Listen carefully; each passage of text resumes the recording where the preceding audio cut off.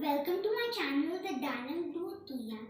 You know, friends, my ambition is to become a chef when I grow up because I love cooking. So today, I'm going to recite this poem. I'm a professional cook called the chef of a kitchen. I am the head. Through your stomach, I find a way. Into your hearts is what they say. The kitchen, all the plate I set over the dishes that are cut right. In the aroma, color, texture, and taste, whatever I cook is simply great. I wear a coat that's usually white, apron and a hat fits me right. I work mainly behind the scene, so in public I'm rarely seen. For many years I trained very hard, learn and master the culinary art of perfect peeling, chopping and grating, stuffing, frying, blanching and baking. From the first course to the meal to the last, I prep at and serve with class.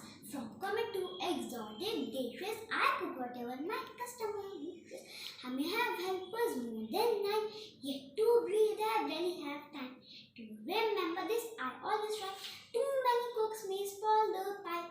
Thanks for watching and don't forget to like, share this video and subscribe to my channel, The Dynamic Duo Too Young.